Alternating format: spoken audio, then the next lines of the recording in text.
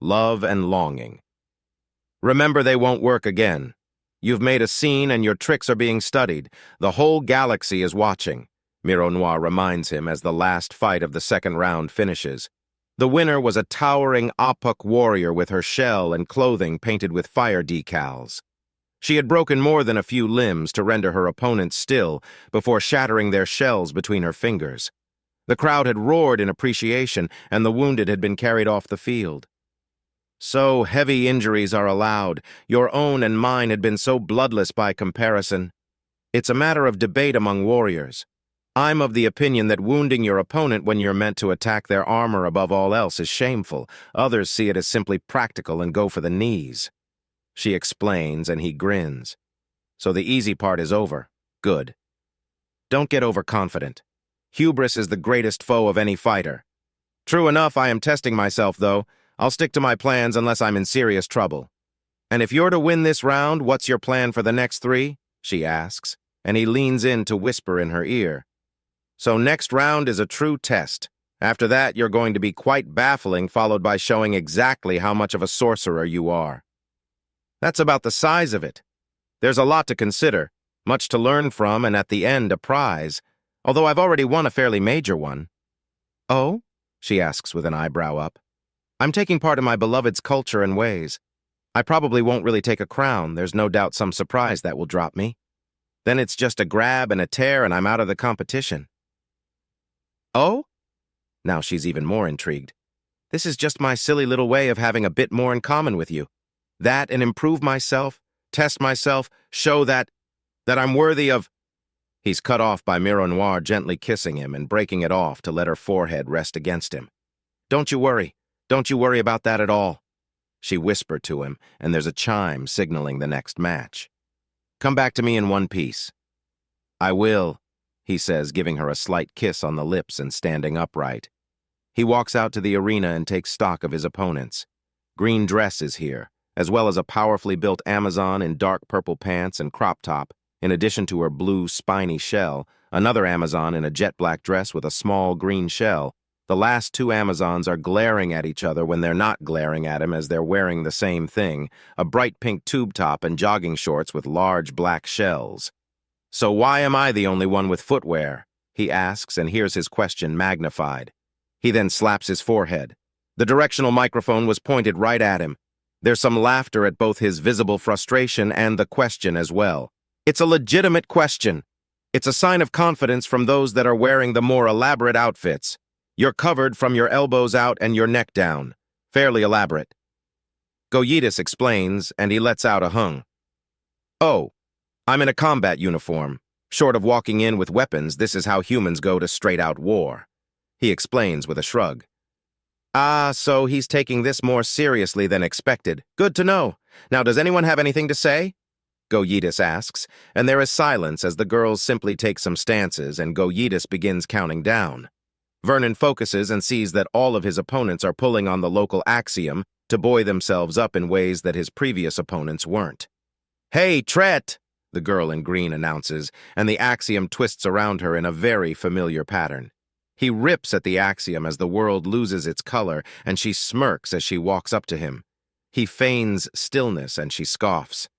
Big Purple rushes up behind Green Dress, and she turns just in time to see what's happening. Vernon slams his palms together to shatter the large axiom construct. There's another rush of temporal shenanigans, and he brings the power in. Black Dress is rushing up while trying to avoid shattering the sound barrier, and everyone, Vernon included, turn to regard her. She gives a sweeping punch towards Purple, who dodges it even as she boots Green Dress back, who turns it into a renewed charge on Vernon, who weaves to the side and dives between Black Dress and Purple, before ducking under the brawling two in pink. Then the acceleration stops as someone screws it up, and a concussive wave of the shattered sound barrier knocks everyone back as it hits like being thrown through a plate glass window. I think we've all had our fill of fun with time abilities, thank you, Vernon remarks. You brought them in, and we've all proven we can at least counter if not use them, so let's test ourselves another way. He replies before rushing forward. Energy starts crackling around his hands as he preps the axiom to... A blast of fire cuts off his charge and he rolls to the side to dodge it before catching the reversed heel kick of one of the two pinks. They've taken an interest in pounding the sense out of each other, but clearly still have presence of mind enough to ward him off somewhat. He grips the heel and pulls, throwing the woman off balance but being unable to capitalize on it as Green decides that she wants him out of the tournament. He dodges two of Green's punches before blocking one with his elbow, using the slight break in the rhythm she was starting to punch her in the face. The flinch is enough for him to get his feet up, and with a channeling of Axiom, he launches her halfway over the field. He twists as he hits the ground and rises with his left hand on his armor, and his right channeling an enormous pool of Axiom to convert the floor of the arena in both material and shape. A sword of APUC design rises with him, and he gives it a spin before taking a defensive stance. Green skids to a stop before hurting herself and begins pacing warily. The blade is considerably smaller than most APUC war swords, but that's semantics when using one of these barbed monsters on anything smaller than a whale. "You really don't know how to fight fair, do you?" she asks in disgust, and he chuckles. "No such thing as a fair fight. Besides, we're being watched. Goyita still has the microphone. If this was against the rules, she would have said something already." He says, and she charges. A swing from the blade is ducked under, and he receives a brutal punch to the gut. If he didn't have a huge amount of Axiom running through him, then that would have straight up killed him. As it is, a few coins are clearly cracked by the attack. He can't afford many more mistakes, if any. On her next charge, he throws the sword at her, and she catches it with a startled look. The pause is just enough for him to grab her wrists and drive a knee into her stomach before making a fast grab for her shell. His hand crackles with power, but she recovers fast enough to tear away, leaving him with only a small handful of mangled metal and a sword dropped at his feet. He kicks up the sword and thinks quickly before grinning. She charges, and he matches the charge himself. He turns the blade and catches her punch on the flat and uses that to lever it around and slam the side of her head with the guard. She staggers away, and he follows it up with a cut that she dodges. A downwards chop that transitions to a stab has her backing up repeatedly to get away from the tri-tight blade. It's bought him a few moments, and the rest of the combatants are stuck in their own little duels. He needs to win his and pounce on the others fast. Otherwise, someone else might do the same. Then she catches the sword, and it turns into a contest of brute strength. One he slowly begins to lose, as she's had her whole life to truly master physical enhancement, where he's been monkeying around for only a few weeks at best. New and barely tried solutions rarely stack up well against the tried and true in their own field, so he has to change the game.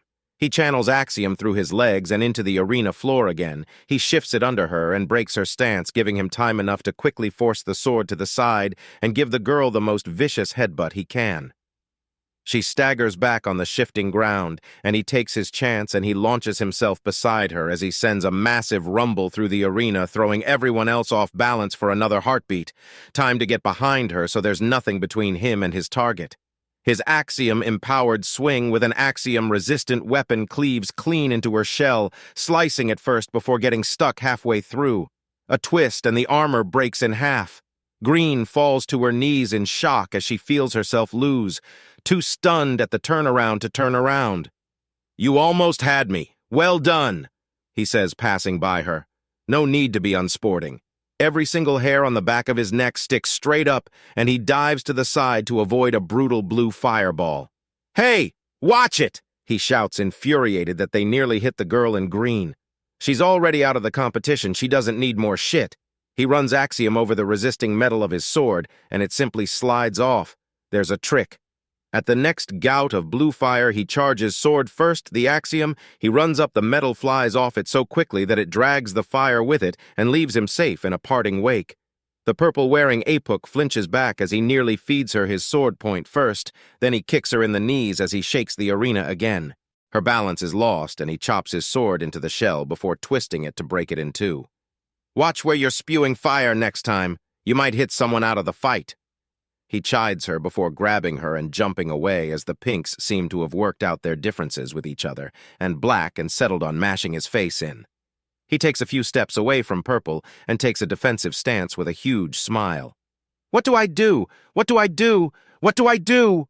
runs through his head. Then he has an idea.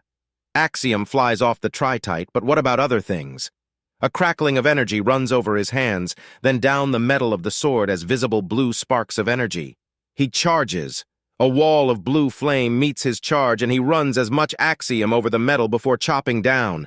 The sea of flame parts, and he begins running electricity through his hands again.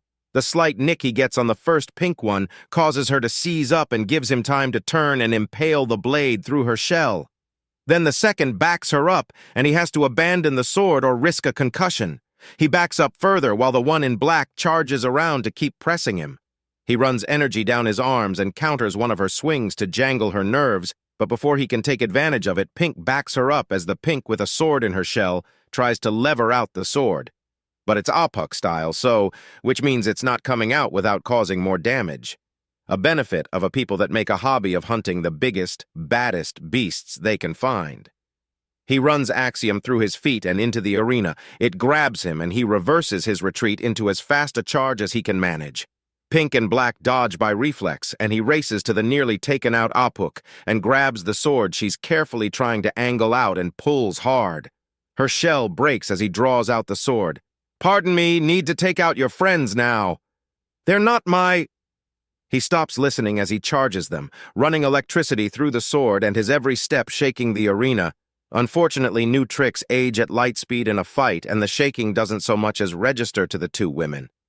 Black grabs the sword to immobilize him as Pink swoops in for the kill. So he swings off the blade and lets go to sail past Pink's head, grabbing her by the horns and swinging down as he gathers axiom in his feet to stomp down and utterly shatter her shell. He rides his second to last opponent to the ground, and the sword he's made is pointed right in his face, a river of fire running over the metal and dripping down to consume itself before hitting the defeated opponent, who starts shuffling away. Vernon steps off her, and he and Black begin circling with her holding the sword in his face. "You made a very dangerous toy, little human," she says to him, and he grins. "We're in a fight. If I didn't make it dangerous, it would have been a waste of time," he remarks, and she snorts. "How did you change the stone of the arena into a tri-tight war sword? Granted, it's a short one, but swift and strong," she asks him as they continue to pace while Vernon starts to plan out his next few moves. He needs to get her to attack first for this to work. "That would be telling," he says in a mocking tone. "I'll figure it out one way or another. Now, surrender." She commands him, and he smirks. "You mean you wish to surrender to me? Very well, I accept," he remarks, and she can't help but smile at the sheer impertinence. "Credit where it's due for courage. However, you have no answer to this. You have my full attention, and you're out of tricks. Time meddling won't work. The sheer heat running over this blade will disrupt electrical currents, and your ground-shaking trick is already figured out. If you think that's the entire list, then the next few rounds will be very interesting for you to watch." "You still think you can win?" she demands. "I'm about to," he says, and reaches up to flick the sword and provoke her. She takes the bait as she rushes forward to stab him with the weapon. Then he demonstrates that he's been learning too, and grabs the sword while protecting his hands with axiom and levers himself underneath her guard. His new position has his back right up against her stomach as he takes advantage of her height advantage to be utterly under her reach. He reaches back to grab the shell even as she tries to turn despite him being right up next to her, and he uses the momentum to swing onto her back, nearly impaling himself on one of the spikes before grabbing the edges of the shell and ripping out most of the metal in a single massive piece as he jumps away before the sword can be brought onto him. It damn near saves his life as the blade comes around, and he uses it as a shield to block the tri-tight weapon, but the momentum still launches him away. "That's the match! Vernon Shea goes on to the next round!" Go-Yitis cheers as he sticks the landing. "But my shell is still partially intact! I can keep going!" Black screams in protest. "Sorry, girl, but he's got more than half your shell in his left hand. That's a broken shell." "But the sword?" she asks, holding up the weapon. "Only if they're brought into the arena. Making it in here is completely allowed. Also, in the oldest tournaments, it was allowed to bring weapons. Sure, that's not done anymore, but he's not broken a single rule. He wins, don't be bitter. There's no shame in losing to a sorcerer." "He's not a sorcerer, he's some off-tret thing. He doesn't have the traditions or knowledge of a sorcerer," she protests. "The ways of the woods most dark allow even the meekest to leave a mighty mark." Vernon says in Cinder Tongue as he walks by before heading out of the arena. The bounty hunters. That's a good harlot. Glad you've learned your place. All the whip cuts took away from your looks, the slaver leader remarks as she gets down on her knees. She has to do this, or her remaining children will be slaughtered like her poor little Japina or taken away and sold like her little boy. She manages to keep the sorrow off her face. It only excites this one. Her slave collar deactivates. It startles her so much for the unending humming to suddenly stop that she flinches back in shock. The slaver grabs her by the back of the head just before the door crashes open. "Hoorah, bitch!" An enormous Tret man bellows as he rushes through and shoots the slaver clear in the torso with a strange weapon that lets out a bright flash before the slaver's chest, then head each explode as something crashes into both of them. "Hey, are you okay? Wait a minute. You wouldn't know a young Kobe by the name of Hugh, would you?" he asks, and her heart nearly stops. Is your name Humir?" he asks, and she dumbly nods. "He'll be glad to see you, and you'll be meeting his wives after." The strange pale Tret says, and her jaw drops. "Now let's get you out of that collar. Shut down or not, it can't be comfortable," he remarks, kneeling down to her level and pulling out a key. Although I must admit, when Hugh described his mother and sisters as a gobes, I had so many questions. What's to question? Boys take after their fathers, girls their mother, Humir says, and he shrugs as he inserts the key and unlatches the horrible device. "It's just odd. Not something that happens back home, so it caught me off guard," he remarks as he tosses away the bomb collar and she rubs her neck. She's free. She's finally free. A sneaking suspicion comes to her and she pinches herself on the thigh. The pain is real. This is real. This isn't a dream? She needs a little confirmation. "You're free. Vusha is under new management, and one of the more vehement laws is no slavery. So all slaves are freed and all slavers executed," he says, and she stares at him for a moment before tears threaten to overwhelm her. She starts to sob and her frame shakes. He kneels down and gives her a hug. "It's okay, Humir. You're going to be okay. Now let's get you out of here," he says before a massive blast shakes the floor and she jumps on him for protection with a shriek. "It's okay. That was just the bomb boys having their fun with the rest of the slavers. The one you were with was the only one with a hostage, so we couldn't just blow up this part of the building, too." "Hostage?" she asks. "You. We're not giving these scumbags even a hint of victory. They die. Everyone they've enslaved is free and alive, and we're going to remake this place into an automated mine," he says. "We? Like I said, we're taking over. In 10 years, you won't be able to recognize Vusha. In 10 years, Vusha will be where you bring your children to grow up strong but safe. This armpit of the galaxy is getting cleaned out and made righteous." "Why armpit?" she asks after a few moments as her emotions come back under control. "Pardon? Why do you compare it to an armpit?" she asks, and he chuckles. "I only look like a Tret. My species has a cooling method that has a side effect of making us stink. The armpit is one of the worst places that can be brought up in polite company," he remarks before rising up and carrying her with him. "Now, let's get you to the transport. This is the last camp we're hitting. Once we're out of here, this monument to pain and sorrow is going bye-bye in a big way." "What's happening to me next?" she asks, as he quickly looks around the room and pulls out a few things before leading her out. "Our first order is to get everyone out of danger, meaning someplace safe and medically healthy. Well-fed, too. After that, we start putting families back together and see what kind of healing on the mental side of things people need," he explains, leading her down the hallway with room after room burnt out and damaged.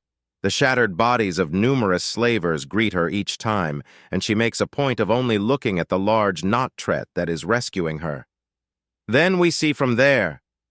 He leads her out of the building and towards a large transport where the sounds of laughter and crying echoes from the open hatch. Near it are several massive emplaced weapons and a few spotters.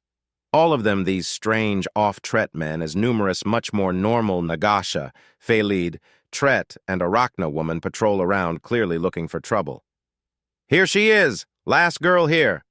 her savior announces to the rest, and they start breaking things down, and one of them, slight bags under his eyes but an excited smile on his face, approaches her before kneeling down to her level. "Hello there. I am Special Agent Terrence Brown, codename Itchy. My fellow demolitions trooper, Commander Jean-Luc Martin here, have a gentleman's agreement.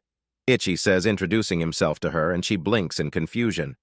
Demolitions troopers? What kind of military uses men? Long story short, we both wanted to press the big button for blowing all these slaver camps sky high, but we couldn't agree. So we came to a compromise. The last freed slave gets to press the button and shatter the whole thing, and you, my dear, are the last one out, he says before pulling out a strange device that looks like a broken-off handle. He shows her what parts to hold down and what to press. She pulls the trigger-like part, flips up the top, and presses the button. A decade of pain and suffering goes up in a massive ball of fire and a concussive boom. The shockwave tousles her hair, and for a moment she wonders if the weak pressure will be enough to carry her away. She feels so light and airy. The cheers of joy from the ship and the light pouring down the ramp seems more like the path to eternal paradise than the entrance to a transport. But she numbly climbs up instead, expecting to meet her ancestors. But as she wanders in, she instead sees her daughters, amazingly alive, and although bearing numerous scars and signs of hurt, there was nothing she could imagine more beautiful.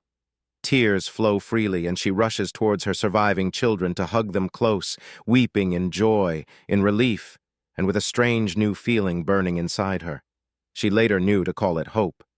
Far away there is a large citadel made out of stolen and broken spaceships cobbled together into a weapon-strewn tower. A large amount of boats begin to pull away in the night, many of them towing other boats as they go. None are left behind as numerous freed prisoners celebrate in near-total silence. In the distance, a single mountain poking out of the water has much the same happening to it as from its hollowed-out core a fleet of ships move out. On both of them a beacon blinks merrily, as above the clouds the EFL Tiger readies its recently stolen and upgraded weapons. Compared to most ships its size, the Tiger is somewhat underarmed but is availed of numerous boarding torpedo launchers. Regardless, it still has several capital-scale weapons that are now pointing downwards to two separate locations and just waiting for the signal. A signal it receives, and the clouds boil away to nothingness as the massive lasers burn into the center of both structures and hit the water filling the center. Those that weren't killed in the massive laser beams are scalded to death near instantly by the steam that flash cooks everything alive in the pirate fortresses. A distance away, the villages of Portwin, Scaleway, and Shellgather watch in fear. Nothing good had ever come from the rusted monument or the hollowed mountain.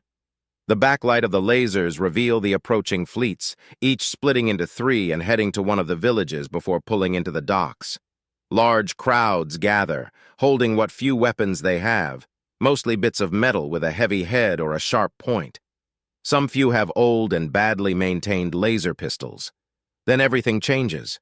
The strange figures controlling the boats surrender. To the last, they each surrender, and when asked why, the explanation stuns them. The boats are theirs. Theirs to use, theirs to fish with, to live with, to protect with. It takes a few moments for it to sink in, and then jubilation starts to run through the crowds, even as some of the strangers break from boats to reveal themselves as stolen and missing family members returned. The pirates are dead and gone. They're safe, they're protected, and will be taught to better protect themselves. The peoples rush out onto the ships, and many of them quickly find which are the ones that had been stolen before and which belonged to the pirates to begin with, taken as compensation for damages done. Many rush back to their homes to retrieve the nets and traps they had cared for in what is no longer a furtive dream of the boats being returned. The fish, unfarmed for so long, fill the nets near to bursting, and the fire pits, formerly barely more than embers to heat tiny morsels they could scavenge from the shallows, are now stoked into blazing bonfires. The strangers, these heroes of the night, are all suddenly guests of honor and offered the first round. To the last, the food is passed instead to the elders of the communities with the request that they thrive and survive upon Vucha, not to flee, but to stay and rebuild better than ever. To the last, they vow it so. The Vex couldn't chase them off. The Scorchin and Lin could not scare them away. Now the pirates failed to starve them. Of course they were staying. It would take the world breaking into pieces to move them. Then, they feast. Introductions are had. The former pirates and now planetary conquerors of the EFL Tiger are somewhat nerve-wracking to be around, but all quickly conquer their fear. The Chainbreaker bounty hunters are regarded as heroic champions alongside their commander brethren. At the words of these strange, not-tret men, the pirates are hailed as conquering heroes, and all begin speaking of the future, of the days to come and hope. Bellies fill and feet grow worn in dancing as throats grow ragged in unending song. Already the more story-focused of the villages begin weaving tales about the tiger and Chainbreaker, which grow rapidly more and more incredible with each retelling. Every comment and addition from the saviors simply adds more and more fuel to the fire of absurd legends as the laughter and song filled night. Then stories are begged of the saviors, and they begin spinning their own tales. The not-trets, the humans, speak of a great journey from the depths of greatest darkness and into the light, of harrowing danger, of pirate attacks turned against the pirates and friends made first at the muzzle of a weapon, then in profit and camaraderie. The Chainbreakers speak of daring do, of chasing down and matching the worst of the worst with guile, cunning, and brutality. How any amount of axiom power or personal viciousness can be conquered with a plan and a steady comrade at arms. Great beasts are boasted as slain from both sides, and belts and boots made of the monster's hides are shown off as proof. Great flying beasts capable of breathing fire captured alive, then butchered for meat, as it had done to children. Enormous semi-metallic titans that hunted in packs are the counter. A chase through impossible canyons to bait a flawless trap is met with the tales of being the bait themselves with nothing but clothing meant to allure, and the rings that aided in the shaping of axiom. The capture of a gang of murderesses who would turn every sound you made into another knife to fence you with is set up against the utter destruction of a weapon distributor's entire organization in the span of a heartbeat. The stories grow and spin and stretch and shift. Before the hour is up, the only thing that the three villages agree upon is that titans walk among mortals, and they are shifting all of Vucha to greater and grander things.